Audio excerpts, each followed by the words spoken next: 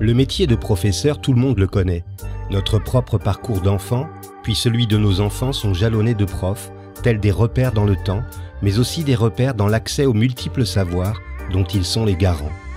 Le professeur exerce un métier qu'il a choisi, il l'exerce avec rigueur et compétence, mais avant de se fondre dans l'entité enseignement, les profs sont des femmes et des hommes formidables, des bâtisseurs aux multiples facettes. Je suis Christophe Salomé, professeur des écoles depuis une trentaine d'années, et depuis 15 ans, je me promène d'école en école en tant que maître remplaçant. Je découvre régulièrement des personnes qui ont des choses à raconter, des personnes qui font, des personnes qui ne sont pas juste des enseignants, des profs, etc. Dans ce podcast, je leur donne la parole. Qu'est-ce qui leur a donné le désir d'enseigner? Quelles sont leurs valeurs, leurs passions, leurs attentes? Qu'ont-ils envie de partager?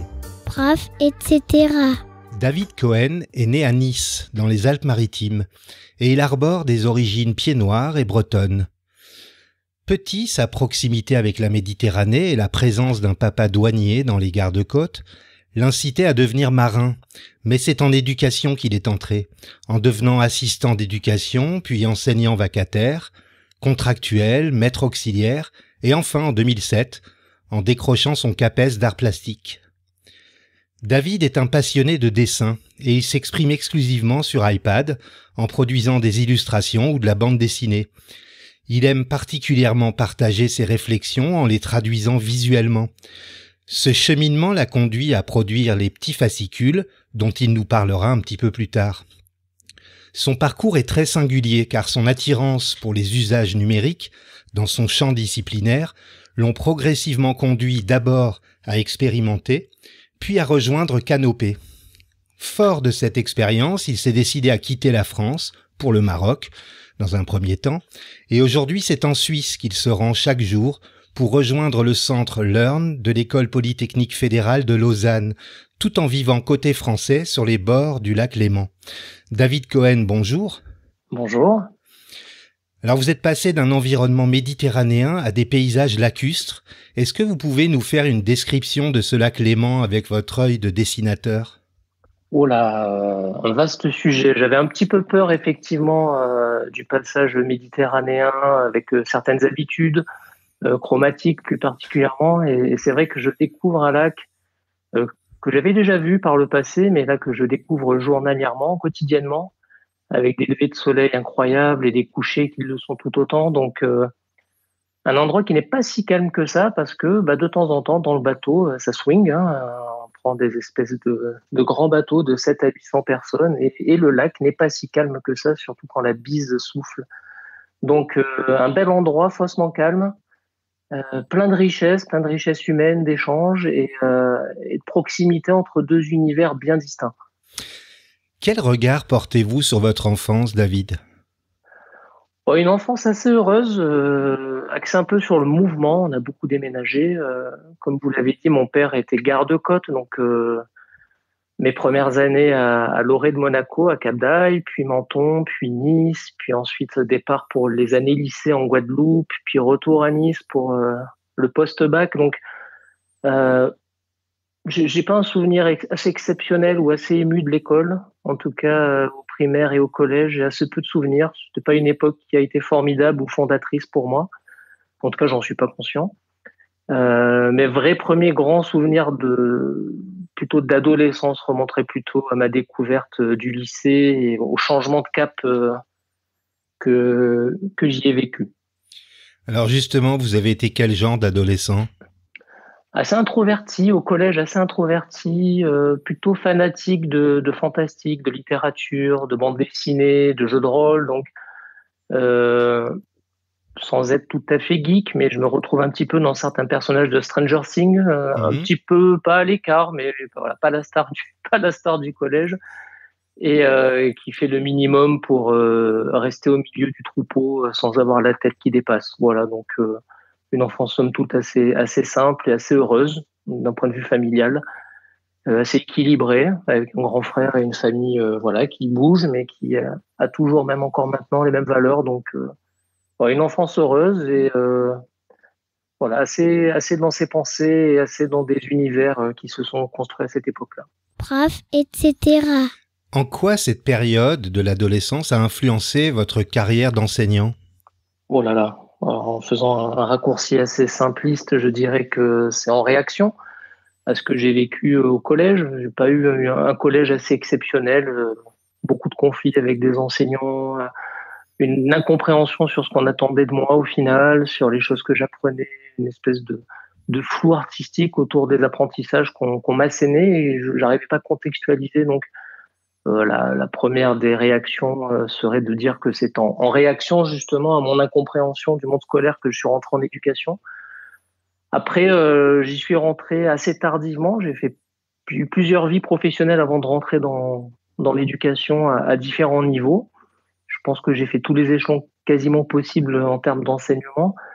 Au début, c'était vraiment purement alimentaire, hein. Et puis, petit à petit, ouais, je me suis vraiment pris de passion pour ce métier. En plus, je viens d'une famille où il y a très peu d'enseignants, une grande famille, mais qui est plutôt issue d'autres fonctions publiques. Donc, c'était vraiment une découverte. Et puis, j'ai mis le doigt dans l'engrenage. Et puis, voilà, il est difficile d'en sortir, hein, même si des fois il le faut. Mais voilà, c'était pas du tout une volonté au départ.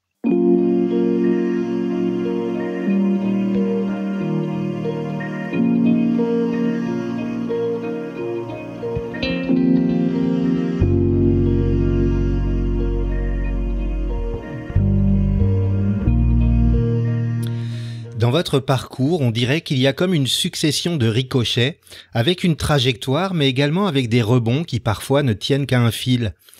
Quel sentiment cela vous inspire aujourd'hui avec le recul? C'est vrai qu'effectivement, il y a eu beaucoup de ricochets qui sont partis à droite à gauche. C'est vrai que dans mes premières années, j'avais déjà une optique professionnelle, hein, un peu tracée. Je voulais faire marine marchande, un petit peu, ouais, pour reprendre le flambeau paternel, on dira. Et puis, arrivé au lycée, j'ai eu mon premier choc pédagogique. J'ai été obligé de prendre une option. Donc, j'avais le choix en Guadeloupe, dans l'énorme lycée dans lequel j'arrivais, entre éducation musicale et art plastique. Bon, ben, voilà, hein, le choix a été assez rapidement fait, parce que j'aimais bien dessiner, mais c'était plus du gribouillage qu'une passion particulière pour cette discipline-là. Et puis le coup de foudre pour la discipline, le coup de foudre pour l'enseignant, qui me l'a fait aimer, qui me l'a fait comprendre. Et effectivement, là, ma vie a premièrement dérapé, et puis ensuite les beaux-arts, sorti des beaux-arts, plein de petits métiers. J'ai fait de l'illustration pour des magazines, des jeux, j'ai été décorateur, enfin j'ai fait pas mal de petites choses. Et puis l'entrée en enseignement, et puis l'arrivée des premières expérimentations avec les iPads, avec les smartphones. Et puis effectivement, tout s'est un peu emballé, canopé. Et puis après, gros départ, grosse réflexion sur ce qu'il était encore possible de faire en France. Et puis le fait de pouvoir se dire que c'est un luxe de se mettre en disponibilité, de vivre autre chose. Et grâce à ma femme, bah, j'ai sauté le pas, j'ai passé le cap. Et plein d'expériences qui m'ont amené aujourd'hui à être où je suis. Et c'est vrai qu'en regardant en arrière, on se rend compte que c'est un peu un zigzag de ricochet, quoi. Mmh. Lorsque vous étiez encore au contact des élèves, vous avez mené des expérimentations sur l'introduction des tablettes, mais aussi des smartphones en art plastique au collège ou au lycée. Quelles leçons avez-vous tirées de ces expériences et en quoi cela a pu modifier votre posture d'enseignant et plus tard de formateur? Bon, ça, c'est une question à tiroir très très longue. Je vais essayer de faire court. Effectivement, en fait, je m'étais lancé assez rapidement dans une expérimentation qui avait été validée par Josiane Rouche, l'inspectrice pédagogique d'art plastique de l'Académie de Nice, et par le Conseil général qui cherchait en 2010 à tester justement cette nouveauté. Moi, ce qui me semblait intéressant au départ, c'était juste en regardant les élèves devant un ordinateur, en manipulant une souris pour retoucher une image, c'était de se dire que la ligne entre l'œil, la main et le support était brisée avec une souris. C'est-à-dire qu'on regardait plus sa main, on regardait juste l'écran et la main était complètement autonome à part.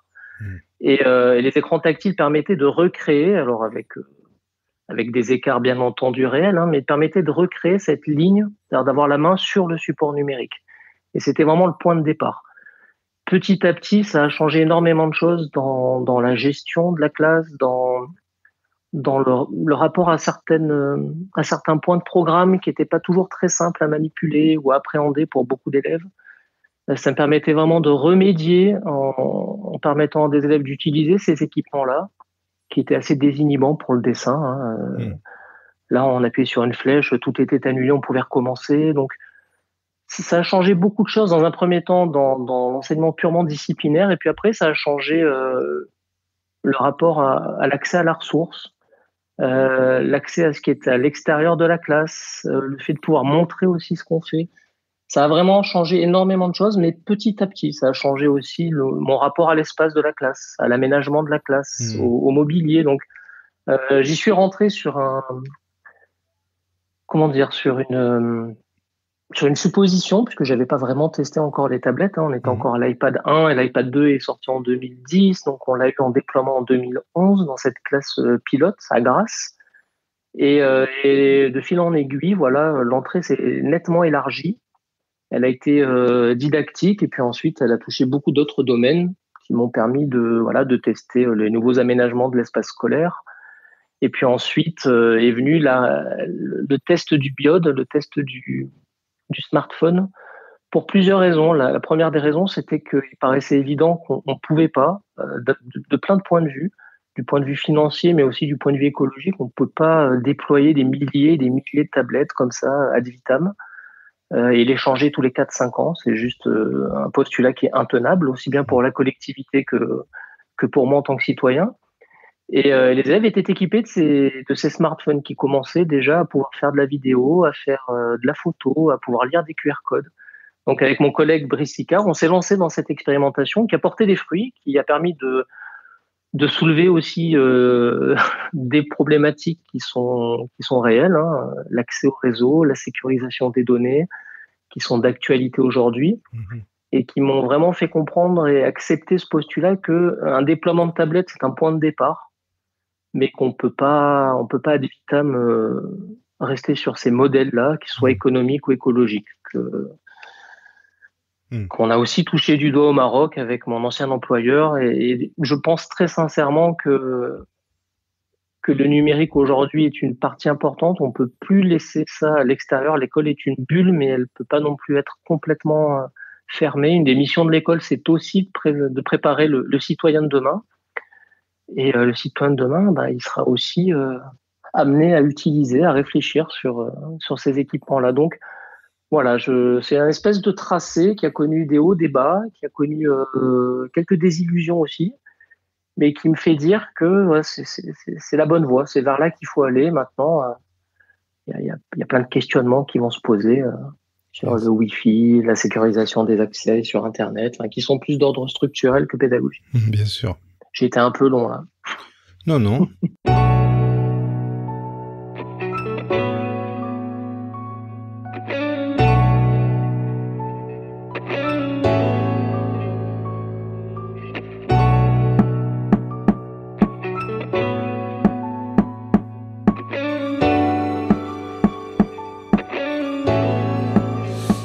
Alors, vous l'avez un petit peu évoqué dans votre réponse. Après avoir intégré les outils numériques, vous avez prolongé votre réflexion sur la gestion et l'organisation de l'espace commun dans le cadre de l'enseignement des arts plastiques.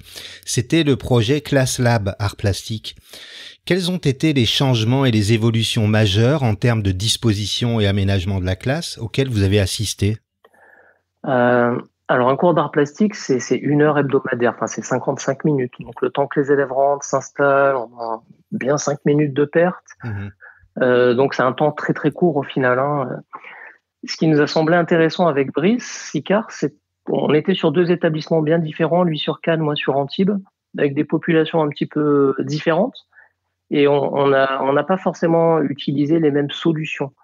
Moi, ce qui me semblait intéressant, c'était plutôt la modularité. C'est-à-dire qu'une fois que la séquence était lancée, que les élèves puissent choisir leur manière d'y répondre, que ce soit par la peinture, que ce soit par la fabrication d'objets en volume, que ce soit par la création de vidéos avec des tablettes ou leur smartphone. Donc, il fallait que l'espace puisse changer, puisse s'adapter très rapidement. On n'a pas besoin d'une table quand on tourne une vidéo. On a peut-être plutôt besoin d'un petit coin cosy pour discuter avec ses camarades sur comment on s'organise, qu'est-ce qu'on dit, quel est le message qu'on veut faire passer. Donc moi, je suis plus parti sur l'idée de transformation et de modularité. C'est pour ça que j'avais opté pour des tréteaux, des planches, des petits coins avec des tables basses et des poufs. J'avais pas un mur en verre pour que les élèves puissent tester aussi l'incrustation sur fond vert pour certains usages vidéo.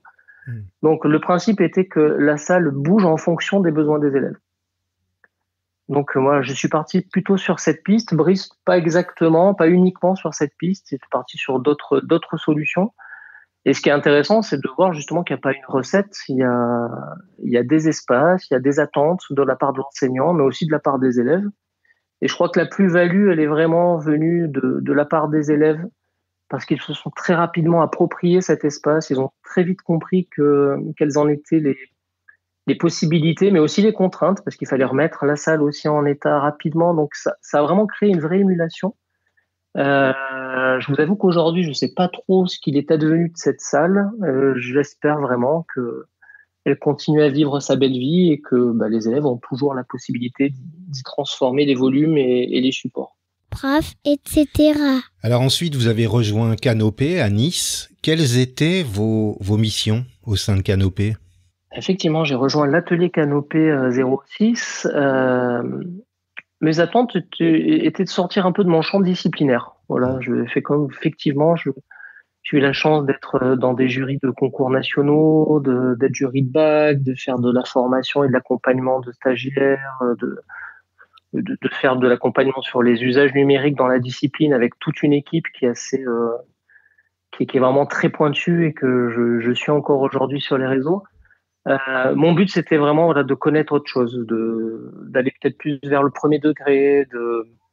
J'avais envie de sortir de ce que je commençais à vivre un peu comme un carcan. Au bout de 10 années d'expérimentation, de formation, j'avais envie de voir autre chose.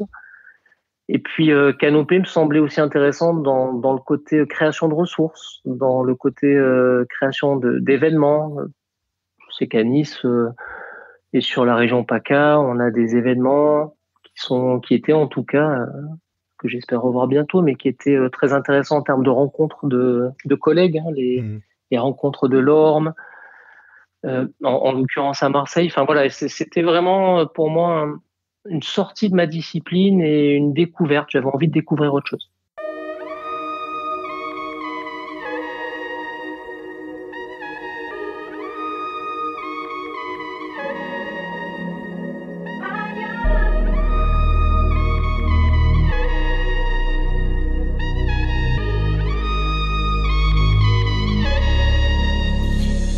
Je le disais dans votre portrait, vous êtes le créateur des petits fascicules. Je mettrai d'ailleurs les liens pour que les auditeurs puissent les télécharger. Vous pouvez nous faire le pitch de ce projet pour ceux qui ne connaissent pas encore ?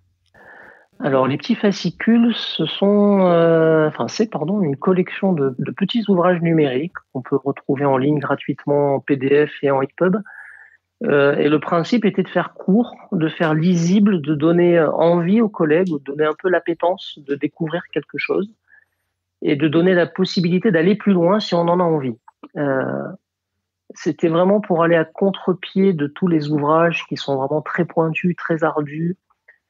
Là, le but, c'était vraiment de faire découvrir, de défricher un thème, une thématique pédagogique ou disciplinaire ou d'usage, et puis de permettre à ceux et celles qui ont envie d'aller plus loin, qui se disent tiens, effectivement, pourquoi pas utiliser tel type de ressources ou tel type d'outils dans mon enseignement, de leur donner la possibilité d'aller plus loin en mettant des ressources, des liens, de sortir tout simplement de ce premier pas. C'est une première marche qui se voulait aussi un petit exutoire graphique, parce que moi, je viens, comme vous l'avez dit, du dessin, du graphisme, et j'ai plutôt tendance à commencer à mettre un peu des couleurs, des cubes et des petits personnages un peu partout. Et je ne me retrouvais pas particulièrement dans cette littérature pédagogique qu'on trouve et qui est très intéressante, très importante pour la construction professionnelle. Mais je trouvais qu'il manquait une espèce d'étape intermédiaire, et j'espère que l'effet des petits fascicules peuvent prétendre le devenir sur certains points. Je l'espère. Oui, ce que vous dites là me rappelle que lorsque j'ai reçu Marie Soulier dans ce podcast, on avait bien sûr parlé de classe inversée avec elle, Et elle me disait qu'elle concevait ces capsules vidéo comme une mise en bouche pour ses élèves, en fin de compte, de quoi leur donner envie d'aller plus loin. Et je fais une similitude avec les petits fascicules qui, en fin de compte, nous proposent du concret tout en nous emmenant vers plus de réflexion. Est-ce que vous êtes d'accord avec cette proposition ? Ah oui, je suis assez d'accord. Et puis, je suis assez content qu'on fasse le rapprochement avec Marie, que je connais bien et que j'apprécie énormément. Je ferai aussi le rapprochement avec la manière dont se déroule une séquence en art plastique où effectivement on a ce point d'accroche au début de la séance, où on donne l'envie aux élèves de se questionner, de produire, de collaborer, et où on leur donne à la fin de la séquence, sur un temps très court, de quoi se nourrir culturellement, en leur donnant des liens, des explications, des références artistiques. Donc c'est vrai que c'est aussi une transposition de la manière dont une séquence en art plastique peut se passer. Alors aujourd'hui, vous travaillez à Lausanne, à l'école polytechnique. Est-ce que vous êtes toujours dans la marmite du numérique ? Quel est votre rôle et votre fonction ? J'y suis plus que jamais. Je dirais pas à l'épicentre, mais pas loin. Oui, effectivement, j'ai eu la chance d'intégrer le Centre Learn, donc qui est une émanation axée sur la pédagogie et le numérique. Et un des grands projets vaudois, puisque Lausanne est un peu la capitale du canton de Vaud. D'un point de vue politique, il a été décidé sur le canton de Vaud d'équiper les enseignants de tablettes avec des pommes, d'équiper aussi en robotique. Et le gros point fort de ce projet, ce qui m'a énormément plu, c'est qu'il n'est pas axé que sur le matériel, il est axé sur l'accompagnement des enseignants, donc sur le fait de donner une culture commune aux enseignants d'un point de vue pédagogique, technique.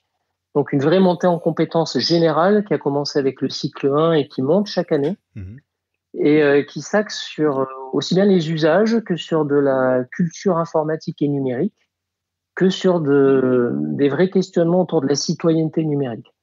Donc c'est un projet très très très très large et qui est aussi qui n'est pas unilatéral, hein. C'est-à-dire que moi j'ai intégré l'équipe de formateurs du Centre Learn, donc de l'EPFL. Mais on travaille en collaboration avec les équipes de la Haute École de Pédagogie, donc l'équivalent de l'INSPE, donc ça s'appelle la HEP en Suisse, et puis avec des chercheurs de l'UNIL, de l'Université de Lausanne. Donc notre mission, c'est de créer du contenu de formation et d'aller l'amener aux enseignants. Donc pour l'instant, je travaille avec une super équipe qui est très polyvalente, qui comprend des chercheurs, des enseignants du premier, du second degré, on a beaucoup de nationalités, on a des Belges, des Anglais, des Français, des Suisses. Enfin, c'est un vrai terreau de réflexion. Et ce qui est très agréable, c'est qu'aussi, on nous permet de créer le contenu, on nous permet aussi de lancer des idées, on nous pousse à le faire d'ailleurs. Donc c'est très excitant professionnellement parlant.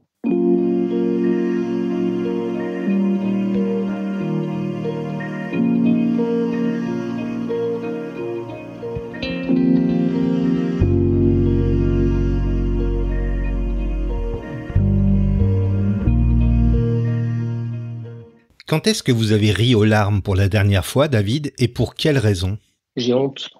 Non, j'ai pas vraiment honte. La dernière fois que j'ai vraiment, vraiment ri aux larmes, c'était lors du visionnage d'une vidéo de Pierre-Emmanuel Barré pendant le premier confinement. Oui. Voilà. Et j'en ris encore. Est-ce que vous pouvez me citer un moment préféré de votre journée, qu'il soit professionnel ou plus personnel ?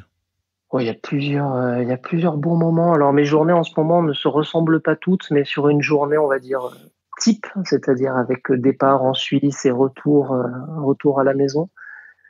Moi, je serai assez basique. Hein, j'ai pas de moment vraiment particulièrement préféré. L'arrivée, la traversée du lac en bateau est un moment vraiment où on discute avec l'équipe, puisqu'on est plusieurs à faire ce trajet. On a l'excitation lors de la journée parce qu'on ne sait jamais ce qui va se passer. On peut être appelé par des chercheurs, on peut travailler avec des enseignants, on peut se mettre à 2 ou 3 à fabriquer du contenu. Enfin, on a des journées qui se ressemblent vraiment très très peu. Et les moments d'excitation sont plus dans les moments où on rencontre vraiment les équipes enseignantes de terrain. Donc, la semaine dernière, j'ai eu la chance d'aller à Villars sur Terroir. Jeudi et vendredi, on reçoit des équipes de personnes ressources à l'EPFL pour des ateliers. Donc, ces moments où on retrouve des personnes, où on a la chance de retrouver une dizaine d'enseignants toutes les heures pour travailler avec eux, c'est une espèce une sensation de retour à la normalité qui est quand même très plaisante. Et puis, le bon moment, c'est le retour à la maison, hein, clairement. Prof, etc. Quelle valeur a aujourd'hui le plus de sens pour vous? Voilà, il y en a beaucoup. Une valeur aujourd'hui qui me touche beaucoup, c'est l'exemplarité. C'est une valeur qui manque beaucoup, je trouve, à tous les niveaux de la société.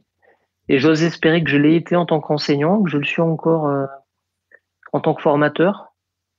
En tout cas, cette capacité de se remettre en question et de serait-ce que d'appliquer, de s'appliquer naturellement ce qu'on demande aux autres de faire. Je trouve que c'est la moindre des choses, surtout de nos jours. Donc, je trouve que c'est une valeur qui manque et qui devrait être un peu plus mise en avant.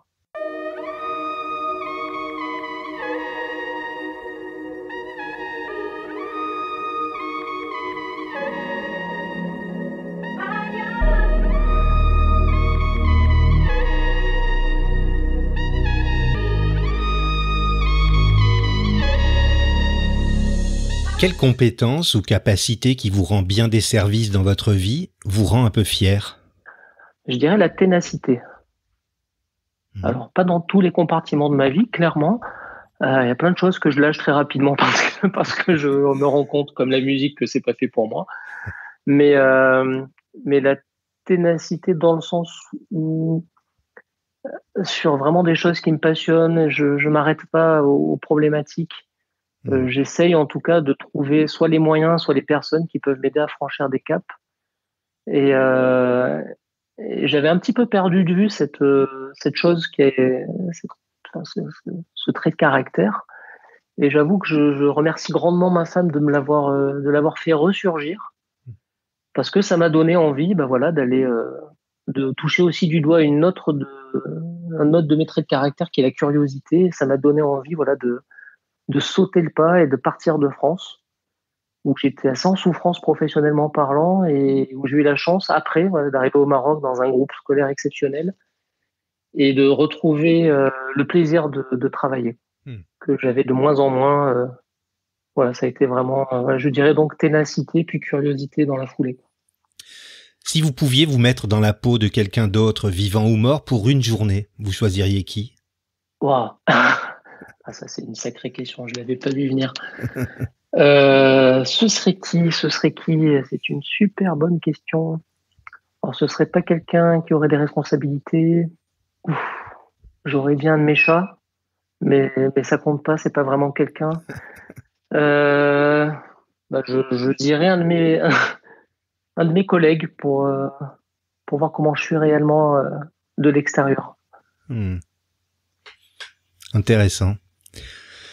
C'est souvent une question qui incite les gens à se positionner sur des gens célèbres ou des gens pour qui mes invités ont une admiration. Et c'est vrai que entrer dans la peau de quelqu'un pour voir comment on est soi-même, c'est intéressant. Comment définissez-vous le succès? Une certaine reconnaissance. Après, en termes génériques, ou pour moi, plus particulièrement pour moi, le succès, c'est une reconnaissance des gens que j'apprécie, une reconnaissance de mes pairs. Ouais, c'est ça, ce désir un peu de reconnaissance. Et puis, de retour sur investissement aussi, que j'ai pas tout le temps connu. Pour moi, c'est ce succès. C'est aussi le fait qu'on me dise bien joué. Là, j'ai la chance de travailler dans un service où le directeur, le responsable pédagogique s'appelle Francesco Mondada, c'est le papa de Simio. Donc c'est un chercheur, un roboticien mondialement célèbre. Et quand je le vois arriver, qui me tape sur l'épaule et qui me dit bien joué, ça c'est pas mal. Voilà, pour moi c'est une belle reconnaissance. Donc pas forcément une reconnaissance des gens au-dessus de moi, mais juste me dire, entendre un collègue après une formation qui me dit bien joué, c'était chouette. Ou même un prof qui était dans la salle et qui me dit ouais, parce que les enseignants chez nous remplissent des questionnaires en fin de séance. Donc on a aussi leur retour, qu'il soit positif ou négatif, ça nous permet de changer notre fusil d'épaule quand on doit le faire. Ouais. Et voilà, avoir cette reconnaissance-là, pour moi, c'est le succès qui me fait plaisir. Voilà, pour moi, c'est ça le succès. Je vois pas autre chose. C'est pas vraiment forcément le financier ou les galons. Voilà, c'est vraiment plutôt cette reconnaissance-là. Prof, etc. Alors, on arrive malheureusement déjà à la fin de cet entretien, mais j'ai une dernière question pour vous. Qu'est-ce que vous vous souhaitez pour les 2 prochaines années? Waouh. Alors, est-ce que je joue la provoque? Si je jouais la provoque, je dirais ne pas rentrer en France. Enfin, en termes professionnels, mais je vais pas jouer la provoque. Je continuer à vivre des beaux moments professionnels.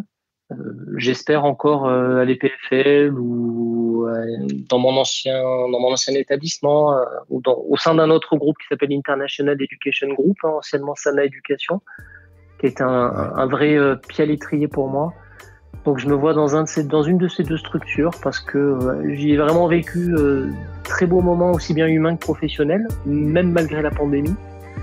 Et parce que oui, je m'y suis épanoui personnellement et professionnellement. Voilà, donc je me souhaite de continuer à vivre cet épanouissement-là. Merci David d'avoir accepté de répondre à mes questions.